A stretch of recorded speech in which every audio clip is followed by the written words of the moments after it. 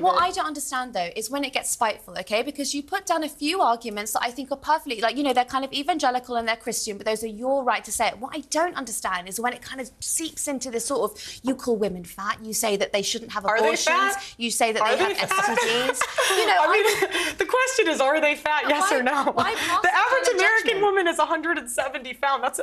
That's objectively overweight. I mean, let's be honest. We now celebrate morbid obesity as some kind of body positive thing, and it is complete nonsense. So actually, on that point again, there's a bit of truth in that. And this is the problem. How have we come to celebrate morbid obesity as body positive? Well, it's nonsense. We're not talking about morbid obese. I was actually watching your podcast earlier, and you spoke to someone who was, I would say, probably a size 12, and you called her fat, obese, and a divorcee. She was fat, obese, and a divorcee. I mean, like, I don't know what to say. This is the thing, women, we don't want to live in reality. We don't want to say things that are true.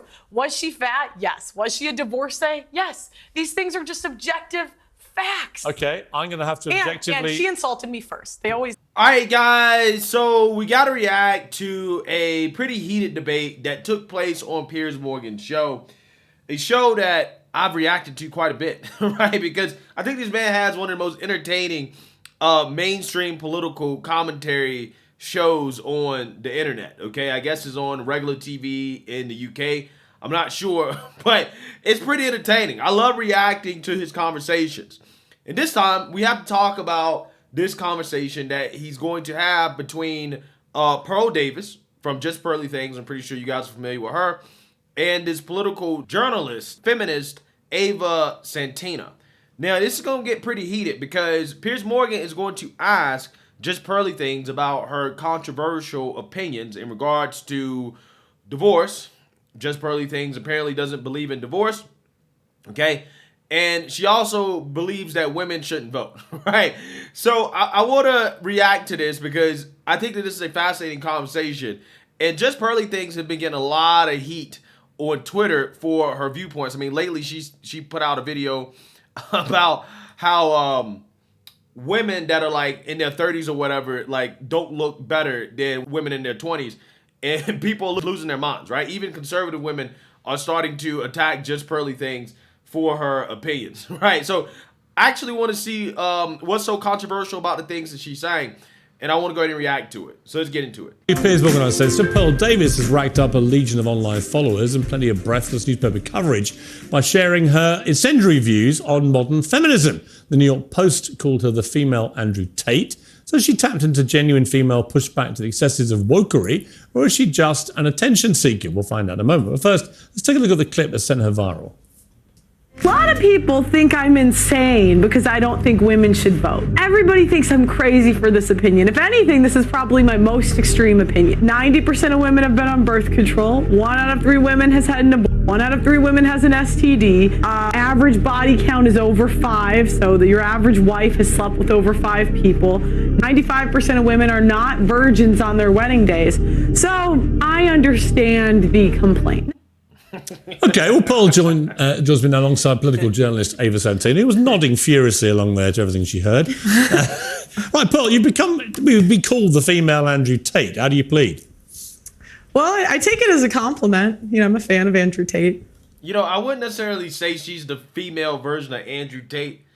But, I mean, you know, she says things that I think that people who like Andrew Tate are going to agree with. But I'm not necessarily sure if I would say she's the female version of Andrew Tate. I think there's more to Andrew Tate than just his opinions. And I'm not sure if I would necessarily say that JustPearlyThings is the female version of him. Of everything he says? It depends what we're talking about. But overall, I think he's got a good message. I think he's good for young men. Okay, look, you're talking about women predominantly, which is why you've got this big following. And your view is that modern feminism is deeply flawed. I would argue a lot of your proposals, like taking the vote away from women, are deeply regressive. Mm-hmm. Why would you want to remove, just from yourself, the right to vote? Well, what happened was I had the same view, right? Back when I started, I was like, why? I found out that only 5% of women wanted the right to vote. And I couldn't figure out, like, why would women not? No, it's true. It's true. If you look it up. At the time. At the time. Because they've been conditioned by men to think that they shouldn't have a vote. I mean, that's what they say. But, I started reading their writings, right? And what I found out was that the reason a lot of women advocated for it was because they believed it was the beginning of the breakdown of the family. Before you became one in marriage, 85% of people were married. And, I hate to say it, but they were right. What has happened 100 years later? What's that got to do with them having the vote? Well, it also goes back to responsibility. Again, men are 80 to 90% of the military. They run all of the infrastructures that make society run. So I just think if we want an equal say in society, then be equal. Do 50% of the hard jobs. Be 50% of the military. In the U.S., they're fined $250,000 if they don't join selective service, which is essentially the draft. Okay, but specifically on the vote, what would having the right to vote have to do with family cohesion, for example? Because again, before you weren't trying to divide a family. It was one family unit. You had one vote for the family. I mean, I don't think it's good for a family to have two votes. Ava, your mouth? I'm going to keep it 100 with you, right? Before this other woman gets into this. The problem with women voting, not necessarily that I want to take away their voting rights, okay? Because I only have an issue with one specific demographic of women and how they vote, which are single women, okay? Single women in the 2022 midterms voted overwhelmingly for Democrats, okay? I think that they had a 30+ point percentage advantage over Republicans, okay? And that in and of itself shifted the whole outcome of the midterms. Again, I did a lot of analysis about this after the midterms. The single biggest issue for Republicans, okay, is single women, okay, because they vote overwhelmingly for Democrats. And what is the problem with single women voting overwhelmingly for Democrats? Well, the reason why is that, Democrats have a lot of bad policies, first and foremost, for the country. But two, Democrats reward single women by making it easier for them to be single, okay? They reward single women. But once women get married, they vote Republican. More married women vote Republican than Democrat, okay, along with married men, etc. Okay, so again, the problem here, in my opinion, is not necessarily that women vote. It's the fact that you have single women, particularly young women, who are voting overwhelmingly for Democrats and terrible policies, right? That's my biggest issue. And again, I want to reiterate, I don't think that means that we should repeal the 19th Amendment, but at the same time, maybe we should do what Vivek Ramaswamy is proposing, which is to raise the voting age, because I really don't believe that a lot of these young people understand exactly what they're voting for. They vote overwhelmingly for Democrats who just promise them the world, right? Free this, free that, take no responsibility. Everything's, society's fault. Nothing's your fault. And that's how Democrats appeal to people, okay? And only young, naive people fall for that stuff. Once you actually grow up, you get married, you get out there in the world, okay? You kind of understand how things work, understand real life outside of, the liberal college bubble. All of a sudden, people start voting Republican, right? They get more conservative. That's for a reason, okay? So, to me, it's one specific demographic of women that really are the problem when it comes to voting. That seems to have dropped about. No, do you know what it's sort of like? I know. It's just sort of a bit galaxy brain. I feel like, the stats that you're putting down are perhaps correct in some universe. Which stats? They just kind of don't really add up. I mean, just to take you back to the to the women's writings that you've allegedly read. I mean, at allegedly? The time, what do you mean allegedly? At the time that you're talking about, women weren't really allowed to write. They weren't allowed to go to school. Yes, they were. Yes, they were. That's incorrect. The first female property owner was in the 1600s. The idea that women couldn't work and couldn't. I'm so sorry, but that would be inherited property. The first female millionaire was in the late 1800s. And was that inherited? No, it wasn't. It was self-made. Yes, it was. Self-made. Yes, it and was. She never inherited land. Yes, she did not inherit it. What law permitted that? What law permitted that? Well, there was no law. I mean, there's always been women that were influential in history. Let's get on to the vote. So what I don't understand is, a part of your message, I've researched you today, and hang on a minute. Okay. Your big push is that you care about men and you don't think that men are getting enough of a say. But hang on, I haven't made the point yet.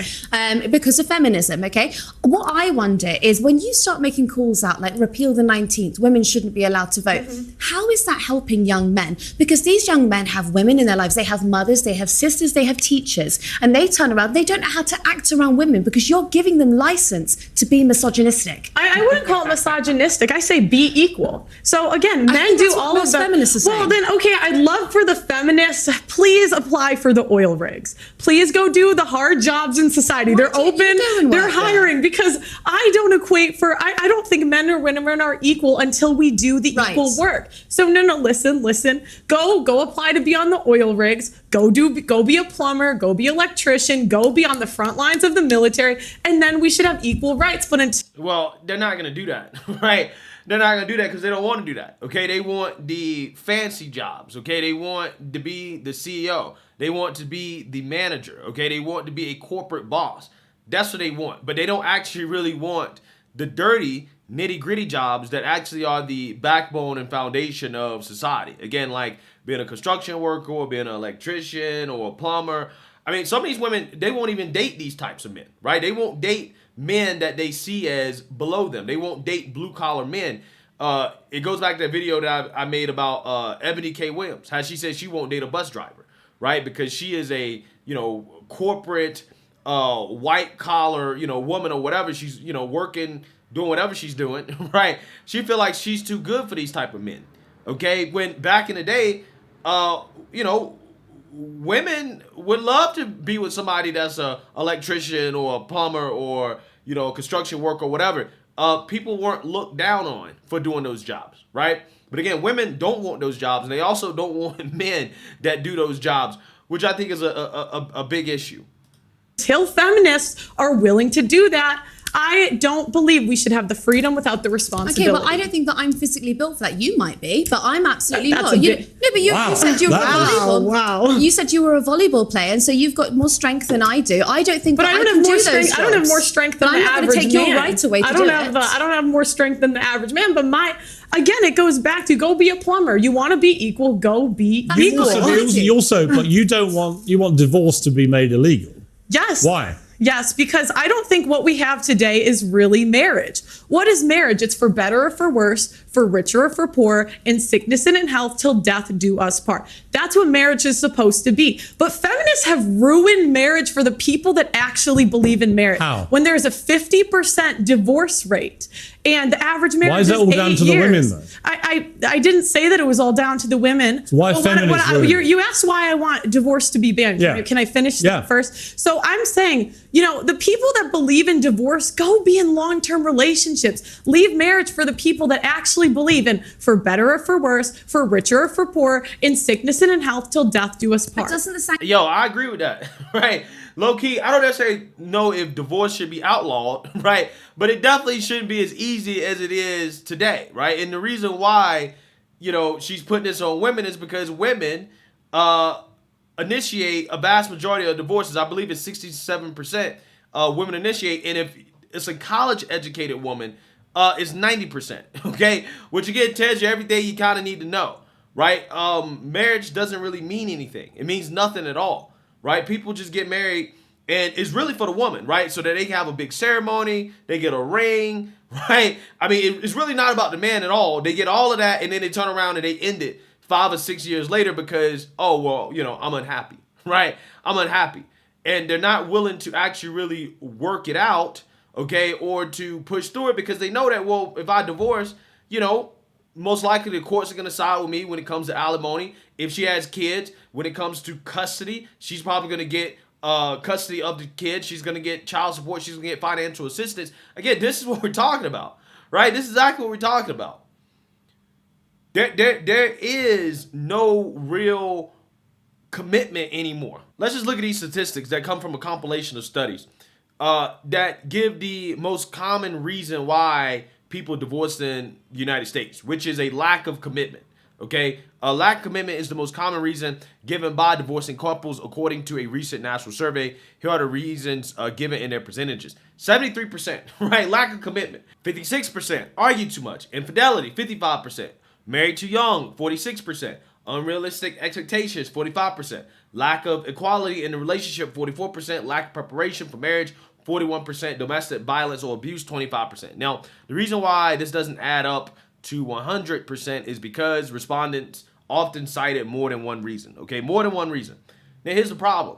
Out of all these reasons, only a couple, domestic violence and maybe infidelity, right, maybe, are the only reasons, in my opinion, that I think are legitimate in regards to why you should get a divorce, okay? Especially when, again, you made a promise, right, to God that you would stay together forever, to death do us part. You can overcome, a vast majority of these things can be overcome through commitment, committing to and fulfilling the vows that you made when you first got married. But again, because it's so easy to get divorced, people can just simply be unhappy, or women can just simply be unhappy, and they're likely to initiate a divorce just for very petty reasons like, well, you know, he makes me wash the dishes too much, right? Which is something that I read. A lot of women feeling like, well, the household chores aren't equal, right? My husband only does, I think on average, like men only do like 20%, 25% of the chores around the house. Therefore, you know, I'm unhappy, right? I'm unhappy. When a man most likely is going to be making more money, they're going to be bringing in more money, and they're probably going to be taking care of a vast majority of the bills, okay? Now, again, if you're splitting the bills 50-50, there's a little bit different, right? I do think that the household chores or whatever should be more equitable. However, again, if the man is bringing in most of the money, which is what, you know, a lot of women want, right? They want a traditional man. You got to understand that you got to play the traditional role, but a lot of women don't want to play the traditional role. They don't want to do it. Sanctity of marriage also rely on the woman being a virgin, so you wouldn't be able to get married. What do you mean? Well, you've spoken quite openly about how you're not a virgin, and so if you want to preserve that sanctity of marriage, then I just think that you're upholding standards that you don't actually live by. And that's a fair complaint. I wish I was. But, you know, we can't go back. I don't know what you want me to say. No, but I just don't think it's fair that you get to be here and you get to be paid for your views, and you're telling other women that they shouldn't be allowed to. I think, hang on. Okay, if I may, at some stage jump in. Isn't the whole point of being a feminist, though, that women are entitled to have their own views? Absolutely. And so she's perfectly entitled to her views. Yeah, but you can't. You might not like them. But I'm here to challenge Isn't she exercising her right as are you a feminist? No, I am not. Really? No, I wouldn't. Don't go that far. You don't want to be a feminist? No, because I think if feminists really believed in equality, but you guys don't, I would love for you. There is an oil rig hiring. There is an engineering. I would actually love to see Ava Santina on an oil rig. Seriously. There is a building being built next to my building. Go do it, feminists. Go do it. And me, I'm doing the same job that I'm doing right now. When you find the man you want to get married to, are you saying you will be with that man whatever happens the rest of your life? Yes, for the vows that we're supposed to live by. How do you know you can keep them? I mean, I think it's a choice. And that's the thing, like, women are so willing to leave marriages because they're not happy. This is not about happiness. The most important thing is the children. And the problem is we have a modern society where it's me, my feelings, leave when I feel like it, instead of doing what's best for the kids. Ava. Yeah, I agree with that. Right. I mean, I'm just saying, I don't necessarily agree with her in conclusion in regards to women not being able to vote or outlawing divorce. But I do agree with a lot of things she's saying that has led her to these conclusions. Okay. I definitely think that, again, people, when they get married, they don't commit to, thick and thin, right? No matter what, we're going to try to work it out. Now, again, I do think there's some legitimate reasons for divorce. Abuse, infidelity being the two things, right? But, for the most part, even then, I think you should try. You should make a effort to stick it out, okay? To push through it, right? But, I think that there are a lot of petty reasons why people get divorced, and I just don't think that that's a good thing. I've got to say, it's a little bit listening to Andrew Tate where some of it I really don't agree with. I don't agree with the vote stuff.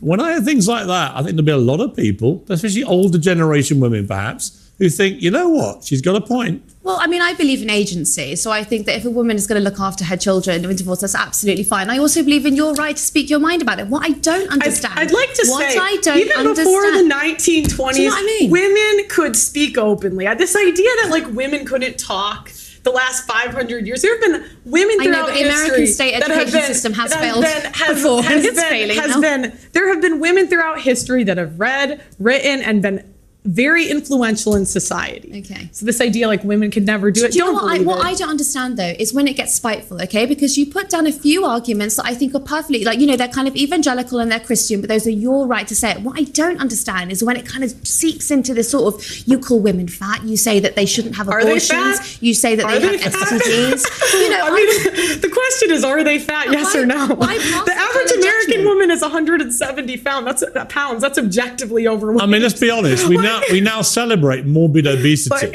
as some kind of body positive thing, and it is complete nonsense. So actually, on that point again, there's a bit of truth in and that. this is the problem. This is the problem. How Yeah, I mean, here's the thing. People don't want to hear the truth, right? I mean, she's just stating a fact. I mean, most people in this country, the United States, I'm not sure about the UK, are overweight, right? So when she said, yeah, women are fat, I mean, that's true. Okay, if you're offended by it, then, I don't know, maybe you should lose some weight. I mean, it's just, it is what it is. People hate hearing the truth, okay? It's the same type of pushback I get when you talk about what's going on in these inner liberal cities, particularly in black neighborhoods, right? The culture of violence that happens where people are losing their lives. If you point out the truth, you say, like, this is a problem, this is happening, people want to say you're racist, okay? If, you know, Pearl says, you know, women are fat, they're going to say, well, she's fat phobic, okay? When, again, what she's stating is simply a fact, all right? I mean, it is what it is. have we come to celebrate morbid obesity as body positive? It's nonsense. We're not talking about morbid obese. I was actually watching your podcast earlier, and you spoke to someone who was, I would say, probably a size 12, and you called her fat, obese, and a divorcee. She was fat, obese, and a divorcee. wasn't. I mean, like, I don't know what to say. This is the thing, women, we don't want to live in reality. We don't want to say things that are true. Was she fat? Yes. Was she a divorcee? Yes. These things are just objective facts. Okay. Yeah, like men are men and women are women, right? But those facts are harmful, right? That's hate speech because you have certain people that don't want to live in the reality of biology. Again, it's amazing, right? Every so-called oppressed group doesn't want to hear the truth about themselves, but everybody wants to tell the straight white man the truth about the straight white man, right? Only the straight white man can hear the truth, okay? Everybody else has to be lied to and told, you know, these fairy tales about themselves. They can't hear the truth except the straight white man. It's very fascinating how this works. Okay, I'm going to have to And objectively. she insulted me first. They always do. I'm going to have to objectively end the debate, but it was an interesting conversation. I think we should get you two back together as a matter of urgency. Thank you very much, Pearl. Thank you, Ava. Yeah, that was good, right? That was good. Piers Morgan got a lit show. Real talk. So let me know what you guys think. I don't necessarily agree with her conclusions, Pearl's conclusions, but I think that some of the, you know, the arguments that she make, you know, are legitimate arguments. Again, that doesn't necessarily mean I have to go to an extreme conclusion in regards to, you know, outlawing, you know, divorce or, you know, not allowing women to vote. But, you know, some of the underlying things that she's talking about, I think definitely do resonate, right? But let me know what you guys think. Make sure you like, comment, and subscribe. Most importantly, share a Black conservative perspective. Peace.